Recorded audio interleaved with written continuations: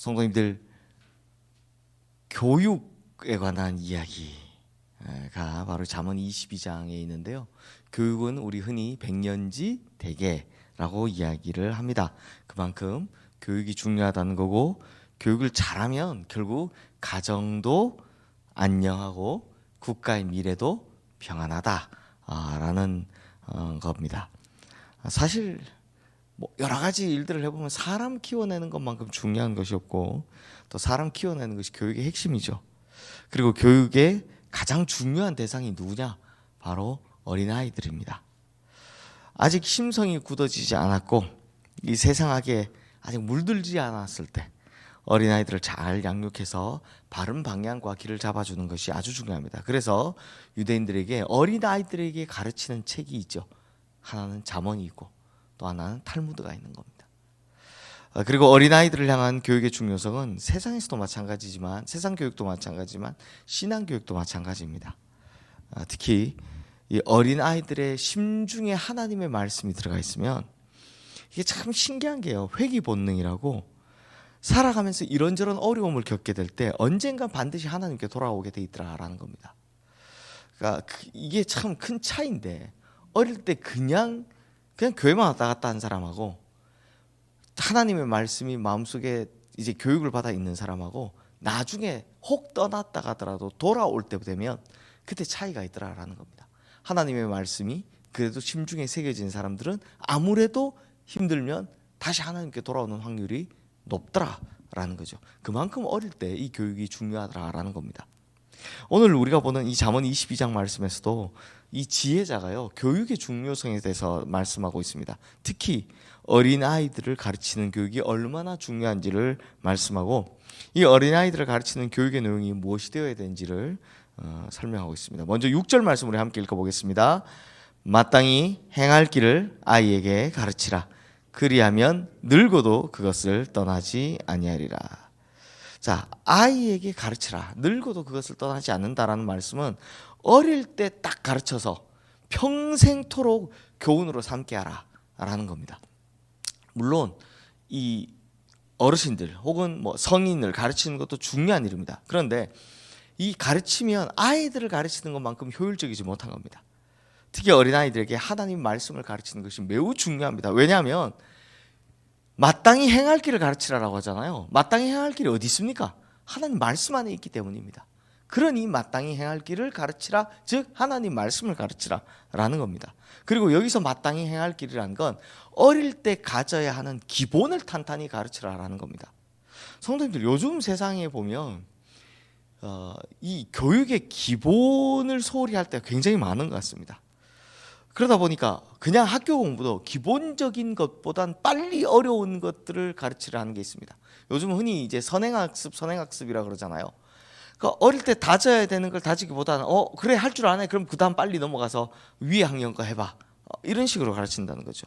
그러다 보니 세상에 저만 느끼는지 우리 어르신들은 더 많이 느끼실 것 같은데, 어떤 거를 할지라도 기본보단 기교를 더 빨리 가르치고요, 기본보다는 응용을 더 빨리 가르치는 게 요즘 세상입니다. 그러니까 예를 제가 하나 들어보겠습니다. 돈에 대해서 가르치고 싶다, 아이들에게 경제적 관념에 대해서 가르치고 싶다. 그러면 돈이 뭔지, 어떻게 해야 돈을 정직하게 벌 수 있는지, 어떻게 해야 돈을 쓰는 것이 하나님 앞에 잘 쓰는 건지, 이 사회에 공헌이 되는 건지, 이런 경제적인 개념을 가르치는 게 아니라 그냥 부모님들이 아이들에게 흔히 하는 말을 들어보면 일 안 하고 돈 쉽게 버는 방법, 그 툭툭 던지는 이야기를 보면 성실이나 정직에 관계없이 그냥 돈 많이 버는 방법들을 가르치는 겁니다. 그러니 아이들에게 벌써 코인 해라, 투자해라, 부동산은 어떻다, 이런 것부터 이제 가르치기 시작하는 겁니다. 그렇게 기본이 없고 귀에 솔깃한 것만 들은 아이들이 나중에 컸을 때 어떻게 되겠습니까? 무슨 돈에 대한 정직의 개념이 있겠고, 무슨 돈을 어떻게 해야 잘 벌고 어떻게 정직하게 잘 쓰고, 이런 개념이 안 생기는 겁니다. 그러니 이런 건 절대 좋은 길도 좋은 방법도 아니라는 겁니다. 모든 일이 다 그렇듯이 기본에 충실할 때 나머지 것들은 그 아이들이 자라면서 점점 스스로 응용하게 되더라라는 거죠. 그렇다면 성도님들, 아이들에게 마땅히 가르쳐야 한다는데 그 기본이 뭐겠습니까? 1절 말씀 우리 함께 읽어보겠습니다. 많은 재물보다 명예를 택할 것이요 은이나 금보다 은총을 더욱 택할 것이니라. 바로 선택의 문제에서 너희가 무엇을 택할 것이냐 라는 걸 가르치라는 겁니다.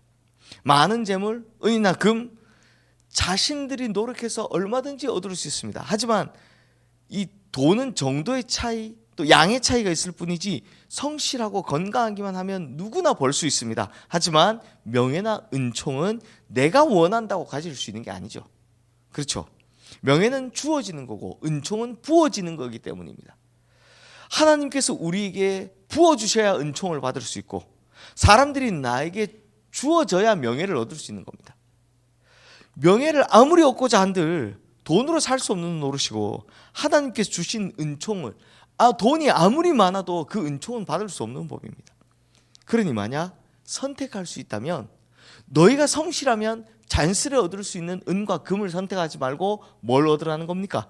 너희 스스로 힘으로 얻을 수 없는 명예나 은총을 선택해라 라고 가르치라는 겁니다. 이 기본이라는 겁니다. 예를 들면 이런 상황이 올 수 있습니다. 그 아이의 인생이 컸을 때 물질을 버려야만 명예를 얻을 수 있는 상황, 혹은 은이나 금을 과감히 포기해야만 하나님의 은총을 입을 수 있는 상황이 올 수 있습니다. 그때 어떤 선택을 하겠습니까? 자녀들이 올바른 선택을 하게 하려면 방법은 하나입니다.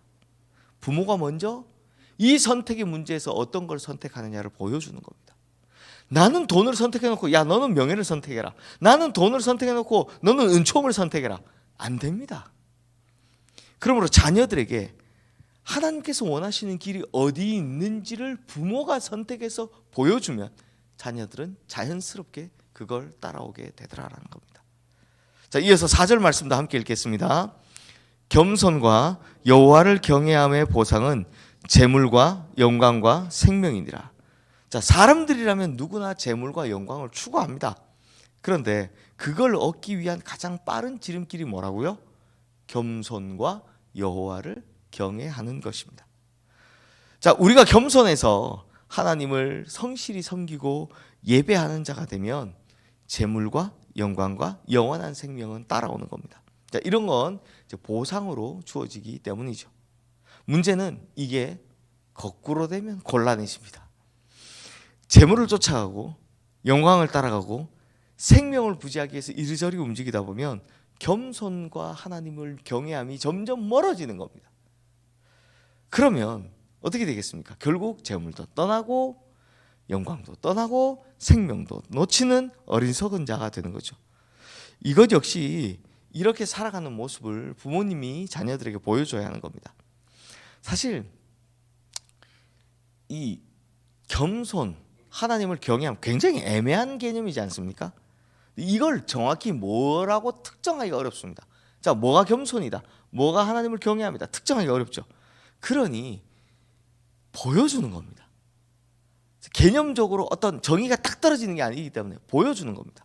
윗세대 어르신들이 겸손이란 이런 거, 하나님을 경외하는 것은 이런 것이라는 걸 직접 보여줌으로요 자녀들이 그걸 보고 따라올 수 있는 겁니다. 겸손과 하나님을 경외함이라는 이 특정되지 않는 굉장히 어떤 개념적인 것을 보지도 않고 경험하지도 못했는데, 한 번도 접해보지 못했는데 자녀들이 너 겸손해야 돼, 너 하나님을 경외해야 돼, 이거 무슨 수로 그걸 따라오겠습니까? 그러니 윗세대 어른들이 혹은 부모가 직접 겸손과 하나님을 경외하는 삶의 모습을 보여줌으로써 하나님께서 부어주시는 재물과 영광과 이 생명을 누리는 것을 자녀들이 직접 볼 때 우리도 저렇게 살아야 되는구나 라고 결단할 수 있게 된다는 겁니다. 그러므로 신앙교육은 성도님들 입으로 하는 게 아니고요 몸으로 하는 겁니다. 자, 잠언은 계속해서 이제 성실에 대해서 말하고 있는데요, 우리 13절 말씀 굉장히 웃긴 말씀인데 함께 읽어보겠습니다. 게으른 자는 말하기를 사자가 밖에 있은즉 내가 나가면 거리에서 찢기겠다 하느니라. 이게 제가 다음 주 새벽기도 다음 주까지 이 준비를 해놨는데요, 거기에 이게 한 번 더 자세히 나오니까 제가 그때 좀 더 자세히 다루겠지만, 이게 무슨 말이야? 게으른 자는 하기 싫으니까 핑계거리가 많다는 겁니다. 방금 읽으신 말씀에서 이 게으른 자가 뭐라고 핑계를 댑니까? 사자가 밖에 있으니까 밖에 나가면 죽을 것 같아서 못 나간다. 그럼 내 집에 있겠다. 이런 뜻입니다. 제가 이거 읽다가 되게 웃겼는데요. 아니, 밖에 나가면 사자가 있으니까, 제가 그때 미리 스포를 좀 드리면, 그때 제가 뭐라고 했냐면, 나 밖에 나가면 교통사고로 나가니까 나 못 나가겠다고, 출근 못 하겠다. 이거 제가 그 다음 원고에 그렇게 써놨는데, 정말 말도 안 되는 핑계거리지만 살다 보면 이런 식으로 핑계를 대면서 성실을 거부하는 자들이 은근히 만날 수 있습니다. 뭐 하면 자꾸 핑계 대는 겁니다. 제가 뭘 잘 못했어요. 제 성격이 이랬어요. 제가 뭘 해보려고 하는 적극적인 사람보다는 무슨 핑계를 대면서 안 하려는 사람들이 많다는 겁니다. 밖에 나가면 사자가 있어가지고. 네. 근데 이렇게 핑계 대는 사람이 살다 보면 엄청 많다라는 겁니다. 그러니 부모는 자녀에게 어릴 때부터 몸에 배도록 성실을 가르쳐야 됩니다. 이 성실도 마찬가지로, 근데 성도님들, 입으로 가르칠 수 있는 겁니까? 성실이 뭡니까? 개념적으로 이야기해야 되잖아요. 그럼 성실이 뭔지를 보여줘야 되는 겁니다. 부모가 먼저 성실하게 살아가는 모습을 보여주는 겁니다. 우리 새벽기도 나오시는 우리 성도님들 이런 거 걱정 안 하셔도 될 것 같아요. 왜? 자녀들이 부모님이 새벽기도 매일 나가시는 모습을 보면 이게요, 저도 그렇게 자랐지만 은근히 그게 나중에 부담이 됩니다. 왜? 우리 부모님은 저렇게 하셨는데 하는 마음이 들기 때문입니다. 그러니까 그 모습을 하루 이틀 보는 게 아니라 어린 시절 내내 보고 있으면 나중에 결국 그거 따라가게 된다라는 겁니다. 자녀들도 부모의 성실을 배우고 닮아가게 된다는 거죠. 그리고 성도님들, 이 자녀를 양육하는 과정에서 제일 어려울 때가 언제입니까? 착했던 자녀들이 갑자기 엇나가기 시작할 때 있죠. 그때 보통 사춘기 때 그렇죠. 부모님들이 더 당황합니다. 이 착했던 애가 갑자기 왜 이러지? 더 당황합니다. 어떻게 행동해야 될지 참 어렵습니다. 근데 성경은 뭐라고 하냐? 그때는 참 요즘 시대에 잘 안 맞는 말이지만 매가 필요하다라고 이야기합니다. 요즘 세상에 진짜로 때리면 큰일 나고요.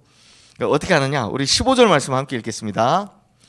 아이의 마음에는 미련한 것이 얽혔으나 징계하는 채찍이 이를 멀리 쫓아내리라. 자, 이 옛날에는 이제 초달이라고 했는데 징계하는 채찍이라는 말을 성도님들 어떻게 받아들이시냐에 따라 다른데, 옛날 어르신들은 진짜 때리라 하셔서 성경에 애 때리라 그랬다고 이렇게 매질을 하기도 하셨는데, 자, 요즘은 이걸 이렇게 해석하시면 됩니다. 그에게 합당한 책임을 지우라.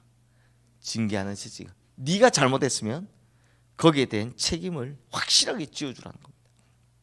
옛날, 이게 좀 우스갯소리인데, 제가 모셨던 목사님이 구역장 교육을 그때는 이제 구역장 교육을 수요일 날 하시잖아요. 하시는데 그분이 좀 나이 지긋하신 분이 이렇게 이야기하시는 거예요. 혹시 구역장이 거의 다 여자시잖아요. 여자분들이시잖아요.